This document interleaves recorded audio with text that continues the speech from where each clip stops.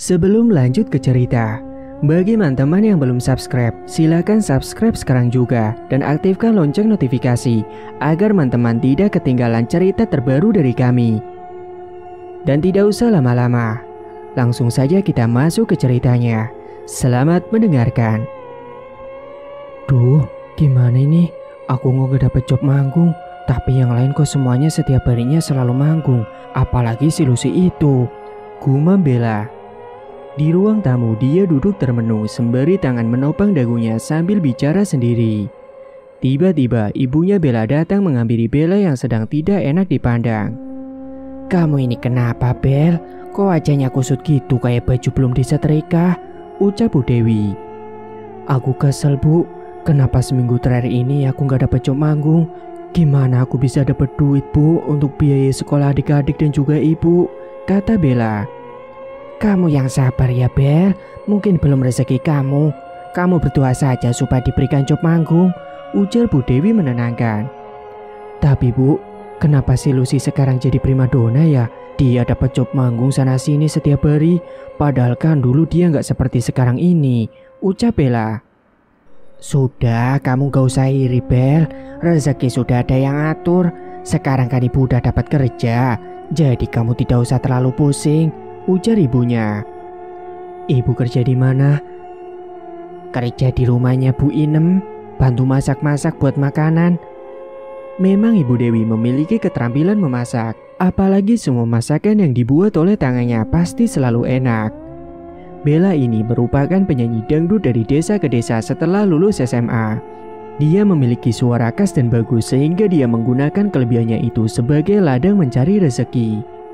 Setelah lulus SMA, Bella selalu mendapatkan job manggung ke sana kemari karena suaranya yang merdu. Apalagi dengan wajahnya yang cantik sehingga banyak penonton yang mengidolakannya. Umurnya yang masih muda sudah membuat Bella memiliki banyak fans.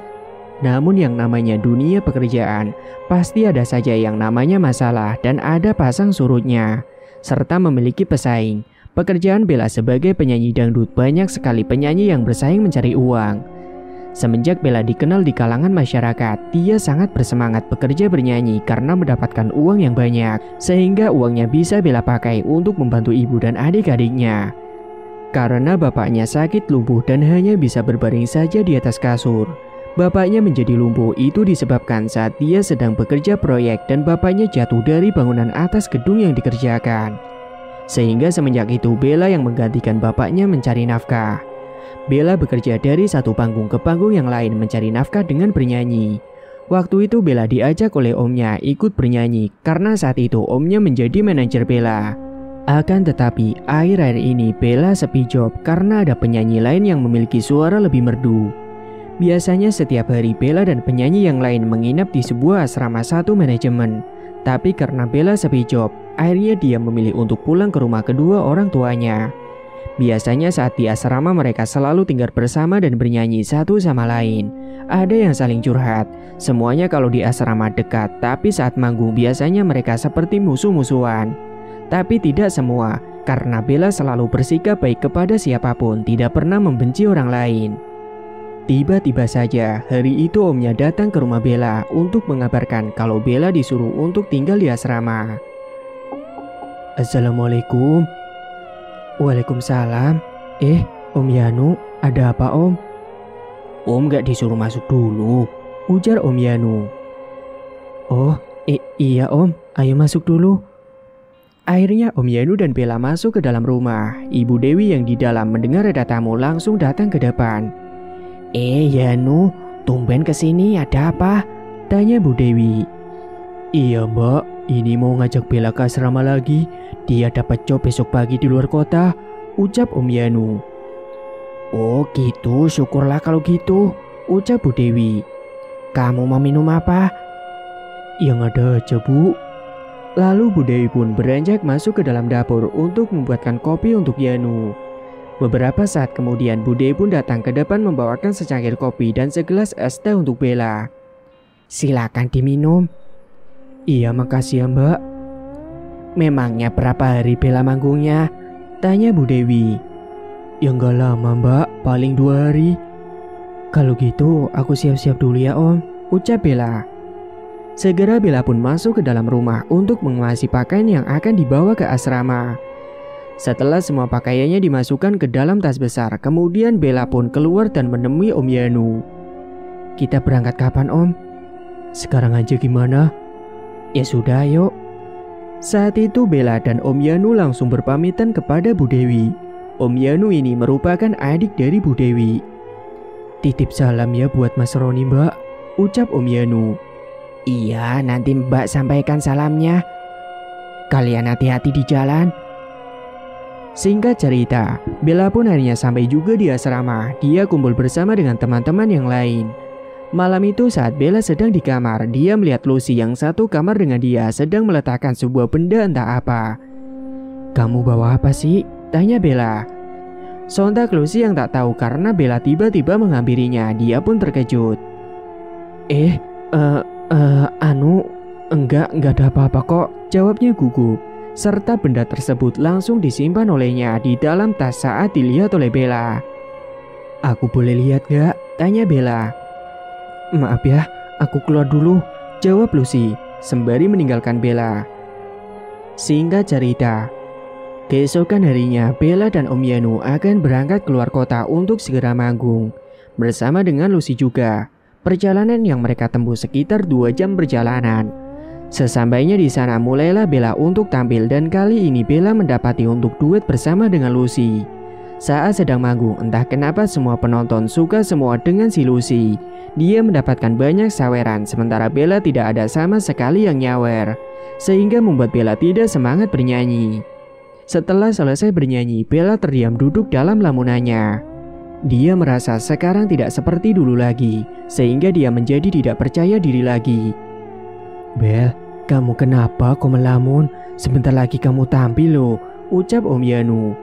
Bella pun terperanjat dari lamunannya saat dikejutkan oleh Om Yanu. "Oh iya Om, bentar aku tancap bedak lagi." Beberapa saat kemudian Bella pun gantian untuk manggung bernyanyi. Namun saat Bella tampil dan bernyanyi, kebanyakan penonton pada kabur dan tidak semangat. Jadi Bella pun bernyanyi sendiri di atas panggung itu tanpa ada yang nyawer. Percaya diri Bella pun semakin luntur, dia tidak memiliki semangat lagi. Padahal sebelumnya saat Lucy sedang tampil bernyanyi, semua penonton malah berebut untuk mendapatkan di barisan paling atas. Selesai manggung di kota itu, kemudian Bella kembali lagi ke asrama untuk istirahat karena sudah tengah malam. Malam itu Bella tidak bisa tidur karena dia masih memikirkan tentang kejadian tadi yang membuat dia tidak percaya diri. Akhirnya Bella pun keluar kamar beranjak ke kamar mandi karena sudah kebelet. Jalanan menuju ke arah kamar mandi terlihat gelap, hanya ada lampu remang-remang. Bella mencoba melawan rasa takutnya itu karena sudah sangat kebelet sekali. Saat di dalam kamar mandi, Bella merasa takut, perasaannya was-was. Dia merasa seperti ada yang mengawasi. Sehingga Bella pun segera untuk menyelesaikan buang air kecilnya itu. Ketika dia berjalan di lorong yang remang-remang itu, dia berpapasan dengan Lucy.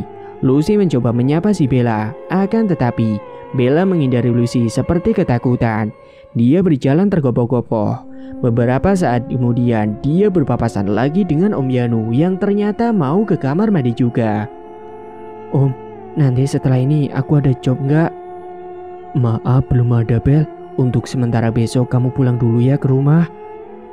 Bella langsung lesu menundukkan kepalanya mendengar ucapan dari Om Yanu. "Kamu jangan sedih ya Bel, mungkin belum rezeki kamu," ujar Om Yanu. "Iya Om, kalau gitu aku ke kamar dulu ya." Sesampainya di dalam kamar, Bella terlihat duduk termenung tidak bisa tidur. Lucy pun datang menghampiri Bella dari kamar mandi. "Kamu kenapa sih Bel? Aku lihat kok sedih terus," tanya Lucy. "Gimana gak sedih Lus? Job manggung aku berkurang sementara kamu selalu diidamkan para penonton. Job sana sini banyak yang kasih saweran," jelas si Bella. "Oh iya, tadi kamu kenapa ketakutan lihat aku? Disapa juga jutek. Apa gara-gara itu kamu marah sama aku?" tanya Lucy. "Enggak Lus, bukan itu. Aku tadi itu lihat ada sosok kuntilanak yang berdiri di belakang kamu, ngikutin kamu. Jadi aku takut," jawab Bella. "Ah, yang bener kamu jangan halu," timpa Lucy. "Bener Lus." "Udah lupakan, BTW kamu mau seperti aku nggak?" ucap Lucy. "Maksudnya Lus?" Ya jelas lah, aku jelas mau. Besok kamu ikut aku, jawab Lucy. Singkat cerita, keesokan harinya kebetulan Lucy dan Bella tidak mendapat job manggung hari itu. Lucy pun mengajak Bella ke suatu tempat naik mobil milik Lucy. Jalanan yang mereka lewati berliku-liku dan kanan kiri tebing dan jurang. Kita mau kemana sih lo sebenarnya? Udah, kamu ikut aja. Beberapa jam kemudian, akhirnya mereka pun sampai juga di rumah yang mereka tuju. Terlihat sebuah rumah mewah dan di sana banyak sekali mobil-mobil yang terparkir di depan rumah. Bella dan Lucy harus mengantri untuk menunggu giliran sembari menunggu mereka ngobrol satu sama lain. Ini tempat apa sih, Lus? Ini rumahnya Mbak Jiwo, ahli spiritual. Aku sudah biasa langganan pakai susuk di sini. Kalau kamu mau, kamu pasang biar job manggung kamu semakin rame. Jadi selama ini kamu pasang susuk, Lus? Benda kemarin ke malam itu ternyata susuk, tanya Bella. Ya iyalah, kalau aku tidak pasang susuk, zaman sekarang mana ada kita dapat duit untuk menghipnotis para penonton, jawab Lucy. Gimana, kamu mau pasang susuk sekalian gak? Tanya Lucy. Seketika Bella terdiam memikirkan pertanyaan dari Lucy karena dia bimbang, tapi di sisi lain dia ingin memakai supaya ramai jobnya. Dan entah setan apa yang sudah merasuki hati dan pikiran si Bella sehingga Bella akan melakukan perbuatan syirik itu. Iya deh, aku akan pakai susuk, tapi biayanya berapa? Mahal gak? Tanya si Bella. Udah tenang aja, nanti pakai duit aku dulu. Beberapa saat kemudian giliran mereka yang masuk ke dalam menemui Mbak Jiwo. Bella merinding saat masuk ke dalam karena interior rumahnya serba warna hitam dan banyak sekali benda-benda pusaka. Biasa Mbah, saya mau tambah pasang susuknya. Sama ini teman saya juga mau pasang sekalian Mbah, ucap Lucy. Apakah temanmu itu sudah pernah pasang susuk atau belum? Tanya Mbak Jiwo. Belum Mbah, timpa Lucy. Kalau belum, ayo kamu duduk masuk ke dalam ruangan untuk pasang susuknya. Soalnya temanmu ini harus melakukan tirakat terlebih dahulu, ucap Mbak Jiwo. Kamu tunggu di sini dulu ya bentar Bel. Bella pun menganggukkan kepala menjawab ucapan dari Lucy. Setelah Lucy selesai dipasang susuknya, sekarang giliran Bella yang akan diberitahu tentang tata caranya. Seperti biasa, sebelum pasang susuk ada syaratnya, yaitu bayar uang mahar sebesar 10 juta. Iya Mbah, jawab Bella, kemudian memberikan uang kepada Mbak Jiwo. Uang itu milik Lucy yang dipinjamkan kepada Bella.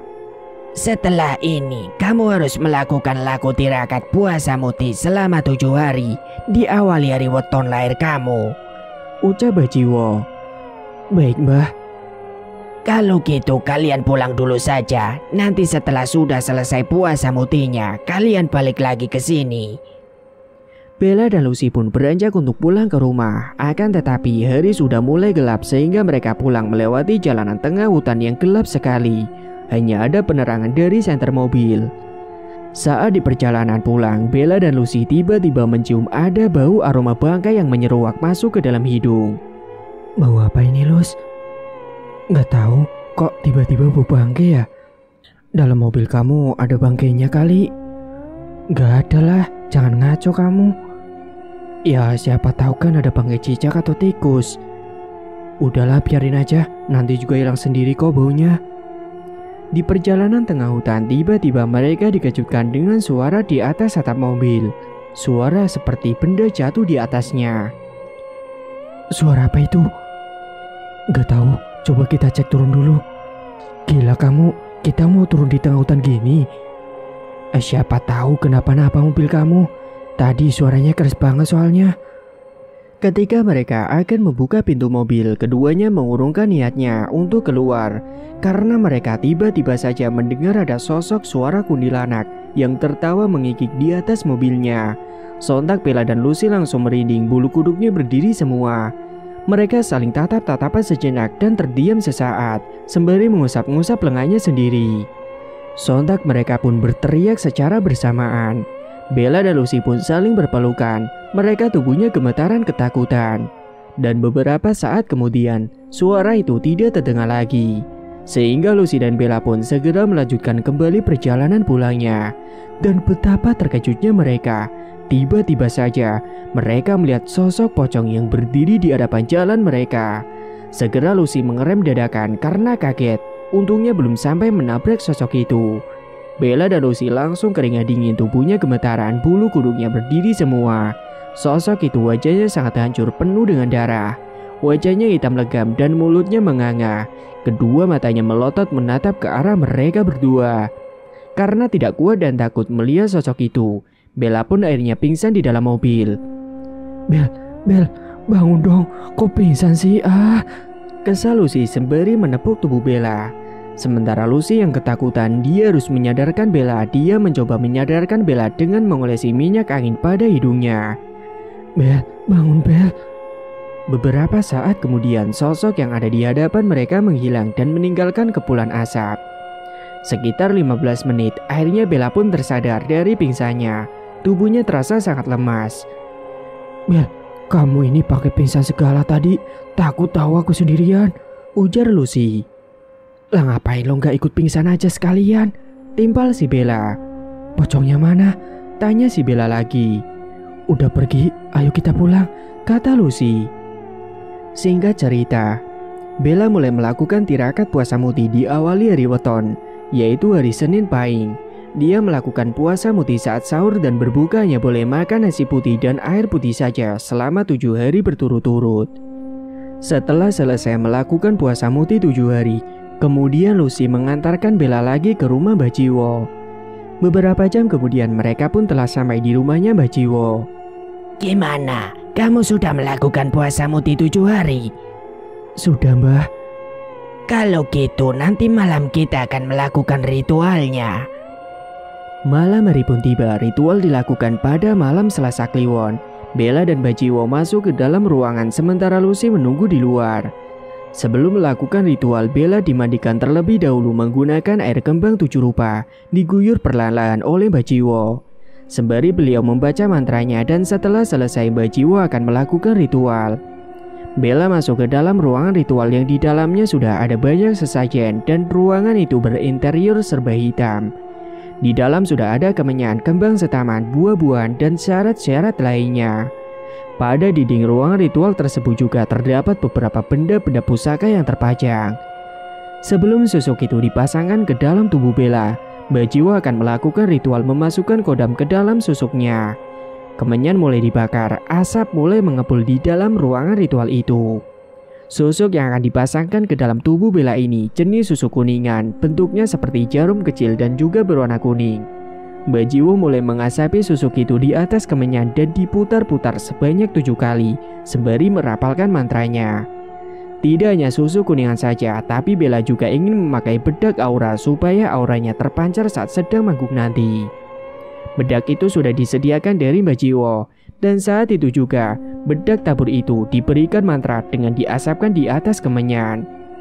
Ketika Mbak Jiwo merapalkan mantranya, tiba-tiba saja hembusan angin kencang masuk ke dalam ruangan disertai dengan bau bangkai yang menyengat. Bella langsung gemetaran takut, bulu kuduknya berdiri semua, hawa dingin mulai menusuk ke dalam kulit tubuhnya. Betapa terkejutnya dia ketika melihat ada sosok genderuwo yang berdiri di sampingnya Mbak Jiwo. Tidak hanya sosok genderuwo saja, akan tetapi ada juga sosok pocong dan juga sosok kuntilanak. Bella semakin ketakutan. Mbak Jiwo berkomunikasi dengan sosok-sosok itu, tapi Bella tidak tahu apa yang dibicarakan oleh Mbak Jiwo kepadanya. Setelah ritual itu selesai, kemudian susuk itu akan dimasukkan ke dalam tubuh Bella. Bagian mana yang mau dipasang? Saya mau suara saya merdu Mbah, dan juga wajah saya berubah cantik dan awet muda. Kemudian Mbak Jiwo langsung meletakkan susuk kuningan itu di bagian leher dan di bagian alis serta bibirnya si Bella, sembari Mbak Jiwo membacakan mantranya. Setelah selesai memasang susuk, entah kenapa Bella merasa rasa percaya diri dalam dirinya mulai bertambah. Ini bedak auranya, nanti kamu pakai saat kamu akan tampil manggung. Bacakan mantranya 3 kali dan tiupkan ke arah bedaknya 3 kali. Jelas Mbak Jiwo. Bedak aura itu pun diberikan kepada Bella beserta dengan mantranya. Baik Mbah, nanti akan saya praktekkan. Setelah itu pun Bella dan Lucy segera kembali pulang ke rumah. Singkat cerita, keesokan harinya betapa terkejutnya Bella karena tiba-tiba mendapat banyak tawaran job untuk manggung. Dia pun sangat senang sekali karena susuk yang dipasangnya itu bereaksi. Kali ini Bella dapat tawaran manggung di sebuah gedung dalam acara perpisahan mahasiswa. Sebelum manggung, Bella melakukan ritual terlebih dahulu ke dalam toilet menggunakan bedak yang sudah diberikan oleh Mbak Jiwo. Dia membacakan mantranya pada bedak sebanyak 3 kali dan ditiupkan ke bedak sebanyak 3 kali seperti yang sudah diucapkan oleh Mbak Jiwo. Kataku kata asam, kata sinar bulan. Kalau abang memandang kacar memandang seperti sinar bulan.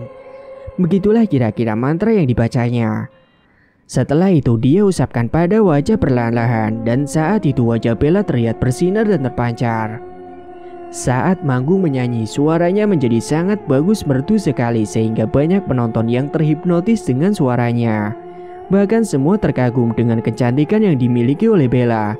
Hingga hari itu dia mendapatkan banyak saweran. Hari demi hari, minggu demi minggu, bulan demi bulan sudah dilalui oleh Bella dan setiap harinya dia mendapatkan tawaran job dari satu panggung ke panggung yang lain. Sekarang hasil kerja kerasnya bisa untuk merenovasi rumah orang tuanya dan bisa untuk membeli mobil sendiri. Bahkan Bella selalu membawa bapaknya ke rumah sakit untuk pengobatan sehingga kondisi bapaknya semakin hari semakin membaik. Setelah Bella sukses, ibunya sudah tidak lagi bekerja membantu masak di rumah tetangganya. Suatu malam di dalam kamar tidurnya, Bella tidak bisa tidur karena setiap malam dia mendengar ada suara yang memanggil namanya. Bella, Bella.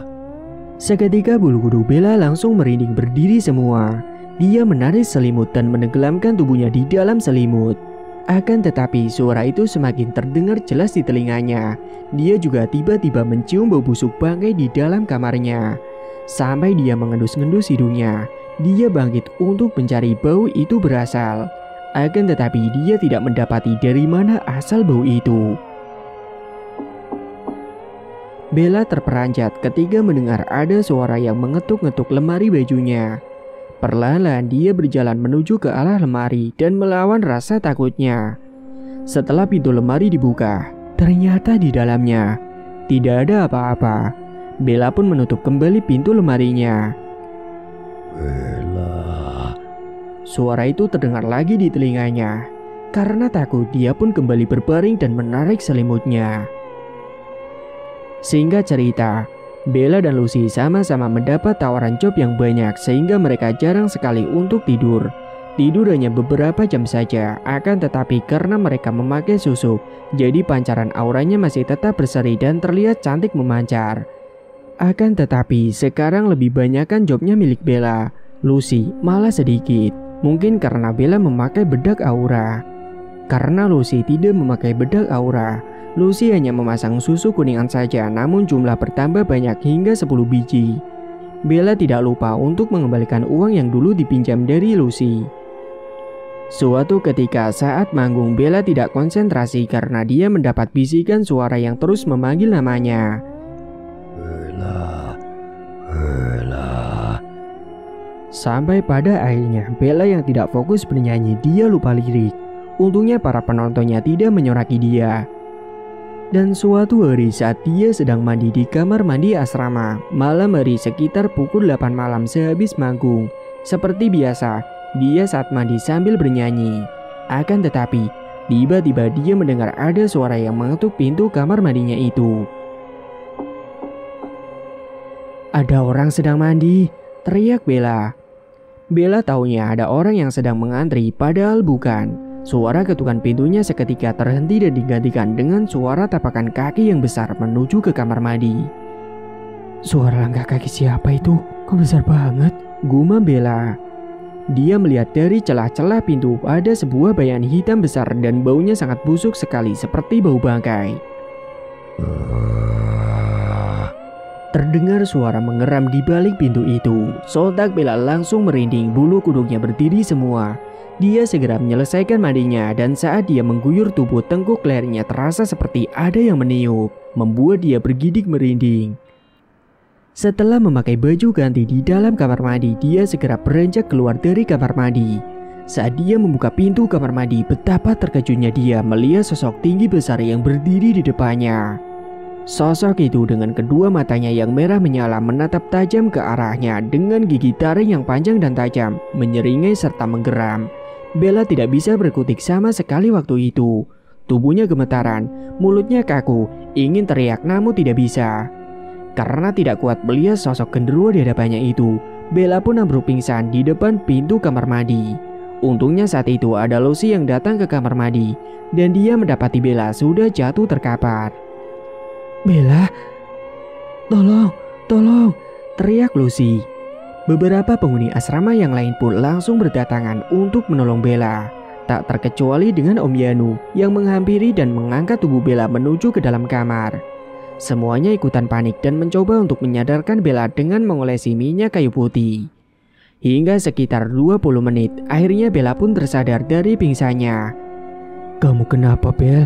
tanya Om Yanu. Akan tetapi Bella tidak menjawab karena dia masih belum sepenuhnya tersadar. Segera Lucy memberikan teh hangat kepada Bella supaya dia lebih tenang. "Ini minum dulu, Bel, biar lebih tenang." "Makasih ya, Lus." Perlahan-lahan dia meneguk segelas teh hangat itu. Singkat cerita, seperti biasanya sebelum manggung Bella selalu memakai bedak aura terlebih dahulu sembari membacakan mantranya. Dan betapa terkejutnya Bella saat dia sedang bercermin di depan kaca kamar mandi menggunakan bedak itu. Di belakang tubuhnya dia melihat ada sosok kuntilanak yang berdiri dan wajahnya sangat hancur sekali serta mengeluarkan banyak darah. Sontak Bella terperanjat dan menghentikan aktivitasnya. Lalu dia mencoba untuk menoleh ke belakang. Akan tetapi saat dia menoleh ke belakang, ternyata sosok kuntilanak itu sudah menghilang entah kemana. Segera dia pun pergi keluar dan berlari terbirit-birit karena takut. Saat sedang manggung dia sangat energik sekali sehingga suasananya semakin memanas. Akan tetapi Bella seketika menjadi lesu ketika melihat ada sosok genderuwo yang berdiri di antara para penonton. Sosok genderuwo itu menatap tajam ke arah Bella dengan kedua mata yang merah menyala. Bella pun akhirnya ambruk pingsan. Semuanya menjadi panik, acaranya pun menjadi kisruh. Bella segera dibawa ke tempat rumah pemilik acara hajatan itu. Semua tim manajemen mengira kalau Bella pingsan karena kecapean. Apalagi tadi dia sangat energik sekali saat bernyanyi di panggung. Beberapa saat kemudian Bella pun tersadar dari pingsannya. Dan suatu hari ada kejadian yang membuat kisruh dan memanas saat Lucy dan Bella manggung bersama. Saat itu Bella mendapat saweran lebih banyak dan Lucy tidak terima dengan itu. Dia kesal sampai akhirnya Lucy menjambak rambut Bella. Lucy tidak terima karena sekarang Bella yang lebih terkenal darinya dan banyak saweran uang yang banyak. Sampai akhirnya aksi jambak-jambakan di atas panggung pun terjadi. Semua penonton bersorak-sorak. Beberapa tim yang lain mencoba untuk melerai aksi pertikaian jambak-jambakan mereka. Tapi akhirnya Bella dan Lucy berdamai dan saling meminta maaf atas kejadian di panggung yang sudah mereka lakukan. Tapi siapa kira ternyata di dalam hatinya Lucy masih menaruh rasa dendam kepada Bella.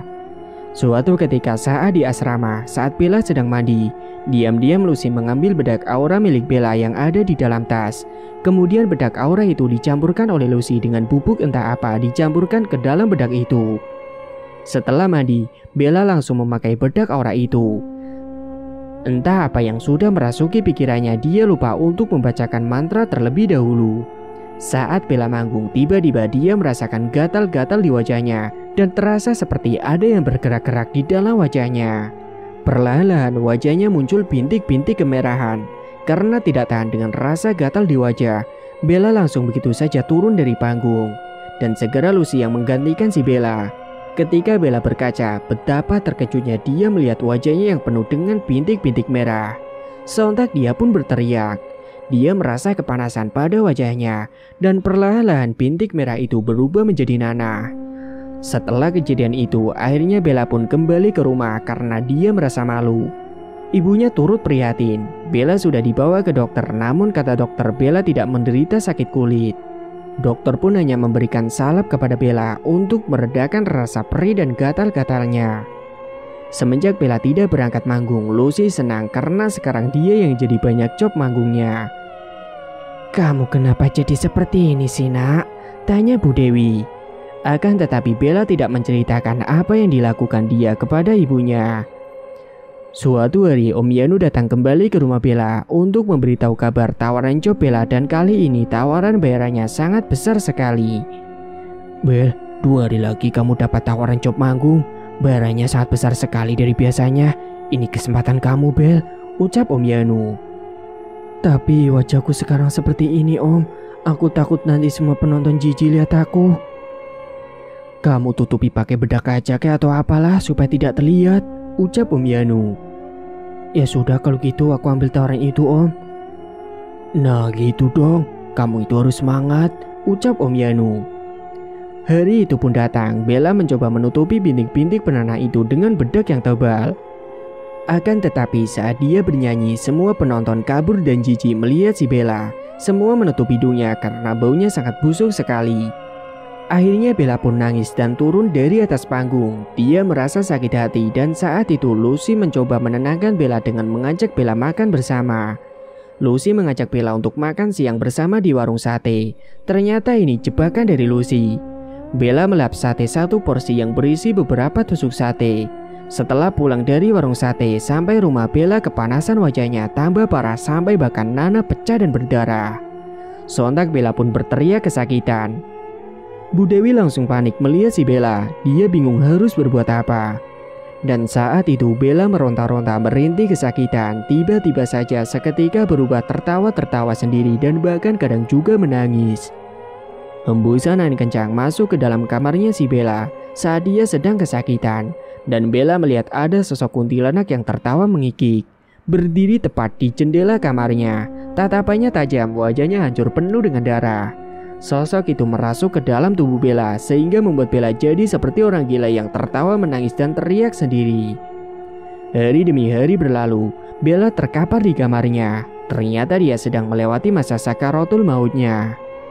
Kedua matanya melotot dan mulutnya menganga, tatapannya kosong. Bu Dewi segera memanggilkan orang pintar yang merupakan tetangganya. Pak Soleh namanya. Beliau langsung datang ke rumah untuk membantu menyembuhkan Bella. Pak Soleh saat melihat Bella langsung beristighfar sambil geleng-geleng kepala karena beliau melihat banyak sekali sosok yang mengikuti si Bella. Astagfirullah, ucap Pak Soleh. Kenapa Pak? Tanya Bu Dewi penasaran. Banyak makhluk gaib yang mengikutinya Bu, jawab Pak Soleh. Segera Pak Soleh menyuruh Bu Dewi untuk menyiapkan bahan-bahan terlebih dahulu. Bu, tolong siapkan daun bidara 7 lembar dan juga daun kelor ditumbuk halus serta jeruk purut, ucap Pak Soleh. Saat itu Bu Dewi segera mencari bahan-bahan yang sudah disebutkan oleh Pak Soleh. Setelah semuanya sudah disediakan, Pak Soleh memulai untuk membacakan doa pada Bella. Wajah yang menurut Pak Soleh telah dipasang susuk diolesi dengan daun kelor yang sudah ditumbuk halus dan sudah dicampur dengan jeruk purut. Saat dibacakan doa sambil diolesi tumbukan daun kelor, tubuh Bella langsung memberontak meronta-ronta kesakitan. Karena sosok yang ada di dalam tubuh Bella itu kepanasan ketika dibacakan doa-doa. Keluarlah kalian wahai sosok-sosok yang mengikuti wanita ini, ucap Pak Soleh. Akan tetapi sosok itu malah menyerang Pak Soleh. Hembusan angin sangat kencang masuk ke dalam kamar. Pak Soleh membalas serangan dengan ilmunya melalui tenaga dalam. Sampai akhirnya Pak Soleh pun mengeluarkan keringat yang bercucuran. Suasana malam itu semakin mencekam. Bella terus teriak-teriak sampai akhirnya Pak Soleh dapat mengalahkan sosok itu. Perlahan-lahan susuk yang ada di dalam wajahnya Bella diambil oleh Pak Soleh sembari membacakan doa-doa. Sontak Bella pun teriak kesakitan. Semua susuk jenis kuningan yang terpasang di leher, alis dan juga bibir akhirnya bisa dikeluarkan. Bella langsung lemas saat itu juga. Kedua matanya sudah kembali seperti semula. Mulutnya juga sudah tidak menganga lagi. Alhamdulillah, ucap Pak Soleh. Bella selama ini sudah memakai susuk Bu, dan sekarang dia belum sembuh total karena dia memakai bedak aura, sehingga sudah melekat pada wajahnya, ucap Pak Soleh. Astagfirullahaladzim, ucap Bu Dewi. Bu Dewi masih terus menangis melihat keadaan anaknya itu yang ternyata selama ini telah memakai susuk. Setelah Bella sadar, kemudian Pak Soleh memberikan segelas air putih yang sudah dibacakan doa. Perlahan dia meneguk air putih dan disisakan sedikit, sisanya langsung dibasuhkan ke wajah. Sesudah minum air putih itu, Bella tiba-tiba saja muntah darah yang warnanya merah kehitaman. Nanti daun bidara itu digunakan untuk mandi Bella dicampur dengan air, ucap Pak Soleh. Jika ingin segera sembuh, setiap harinya coba kamu membaca Al-Quran, melaksanakan sholat fardu ataupun sholat sunnah, dan selalu membaca zikir serta sholawat. Jelas Pak Soleh. Baik Pak, terima kasih banyak. Nanti saya akan suruh Bella untuk bertaubat segera. Sementara di sisi lain, saat itu Lucy yang sedang manggung, dia jatuh dari atas panggung karena panggungnya ambruk begitu saja. Lucy segera dibawa ke rumah sakit untuk diobati.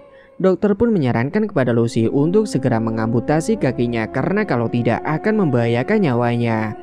Akhirnya kaki Lucy diamputasi dan Lucy tidak bisa jalan, dia pun duduk di kursi roda. Dan semenjak itu, Lucy dan Bella sudah tidak lagi manggung menjadi biduan lagi. Suatu ketika Lucy datang ke rumahnya Bella diantar ibunya karena dia ingin meminta maaf kepada Bella. Bel, aku datang ke sini mau minta maaf sama kamu. Minta maaf apa ya Lus? Emangnya kamu salah apa? Tanya Bella. Jadi selama ini aku yang membuat wajah kamu seperti itu. Waktu itu aku yang mencampuri bedak aura kamu dengan bubuk racun, Bel. Tidak hanya itu, Bel, aku juga pernah ngajak kamu makan sate. Itu juga supaya kamu hancur. Kamu tahu sendiri kan, waktu itu aku gak mau makan sate. Soalnya sate itu merupakan pantangan yang harus dihindari untuk pemakai susuk. Itu semua aku lakukan karena aku tidak terima kalau kamu lebih terkenal dan banyak job, Bel. Jelas Lucy. Iya Lus, aku sudah maafin kamu kok. Kita lupakan masa lalu ya. Ini semua mungkin sudah menjadi teguran untuk kita. Jadikan itu semua sebagai pelajaran untuk kita, ucap Bella.